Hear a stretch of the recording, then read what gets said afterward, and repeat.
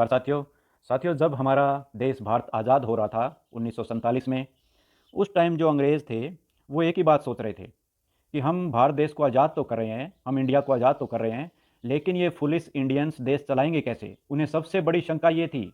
बहुत से लेखकों ने इस बात को लिखा है और बहुत से जो गवर्नर जनरल थे उन्होंने भी बताया है, बहुत से लेखकों ने बताया है कि भारत देश को बहुत पहले आज़ाद करने की योजना थी। 1922 में, 1920 में आज़ाद करने की योजना थी भारत को।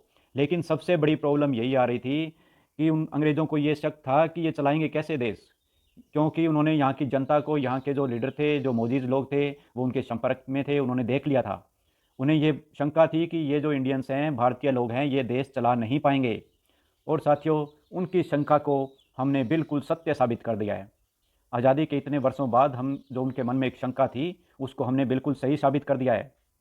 हमारी सरकार 5 साल में 500 योग वॉलेंटियर के लिए रोज़गार सुनिश्चित नहीं कर पाई और उनको समायोजित नहीं कर पाई, उनको सम्मान नहीं दे पाई। जिस देश ने योग को जन्म दिया, जिस देश ने योग को विश्व पटल पर रखा, संपूर्ण विश्व को एक जीने की नई राह दिखाई, उस देश में योगियों के ये हालात कर दिए सरकार ने। इससे बड़ी और विडंबना क्या होगी। और ये हालात तो उस राज्य के हैं जो राज्य एक समृद्ध राज्य कहलाया जाता है। वहाँ पे सरकार 5 साल में 500 योग वॉलेंटियर को संतुष्ट नहीं कर पाई, उनको सम्मान नहीं दे पाई, उनके आत्म सम्मान को ठेस पहुँचाई। पिछले 8 महीने से योगी दर दर की ठोकरें खाने को मजबूर हैं। लगभग 2 साल तक अपनी सेवाएं दे चुके योग वॉलेंटियर्स को अक्टूबर-नवंबर 2019 में सरकार ने यह कह के रिलीव कर दिया कि आपको आयुष में समायोजित किया जाएगा। लेकिन पिछले 8 महीने से सिर्फ आश्वासन ही मिल रहे हैं, कहीं कोई सुनवाई नहीं हो रही। और 21 जून से पहले योग वॉलेंटियर्स को नियुक्ति देने का आश्वासन दिया गया था, लेकिन वो सिर्फ आश्वासन ही था। इन झूठे आश्वासनों से तंग आकर योगियों ने अनशन शुरू किया और सड़क पर योग करने के लिए मजबूर हुए।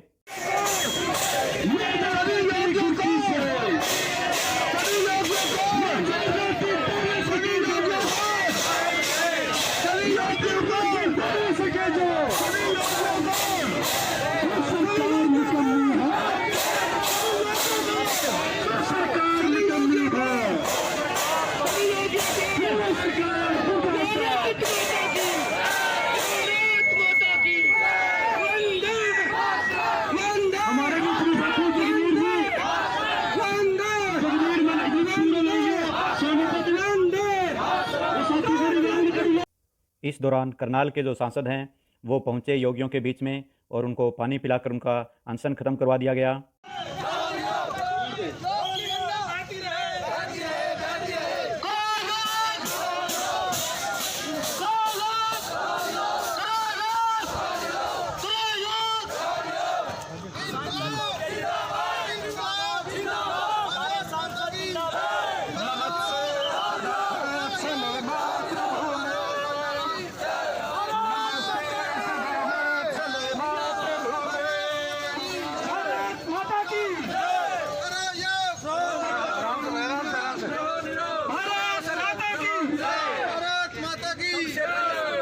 सीएम साहब ने मैं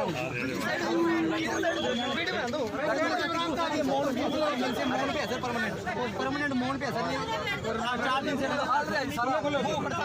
मोहन पे असर। पीछे पीछे हो जाओ भाइयों, पीछे पीछे हो जाओ। देखो भाई कवर तोड़ दो। अरे पीछे, अरे भाई आप बैठ जाओ यार, एक मिनट पूरी ईमानदारी और हमें हमारे सांसद पर पूरा भाई एक मिनट रुक जाओ यार आप लोग प्लीज।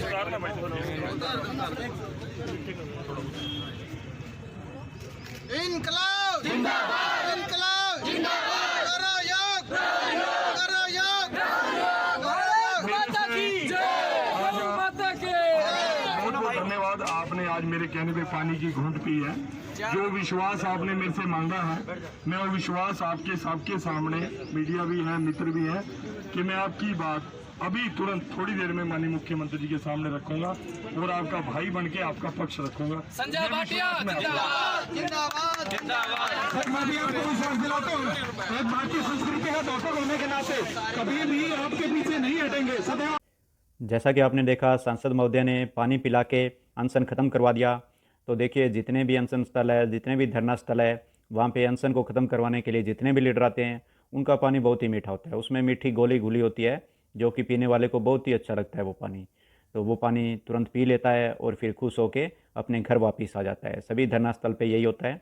लेकिन यहाँ पे सांसद महोदय ने कोई बड़ा आश्वासन नहीं दिया, जैसे और लीडर देते हैं कि मैं तुरंत हाथ पकड़ के सीएम का साइन करवाऊंगा, आपको 1 हफ्ते में गुड न्यूज़ मिलेगी, आपको 10 दिन में गुड न्यूज़ मिलेगी, आपको 30 तारीख से पहले ज्वाइनिंग दिलवाऊंगा मैं, चाहे मुझे कुछ भी करना पड़ जाए। ऐसा कोई बड़ा आश्वासन नहीं दिया।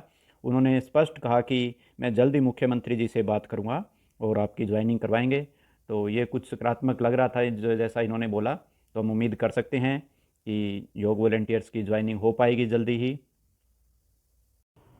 सो ये थी आज की इन्फॉर्मेशन। धन्यवाद। Thank you.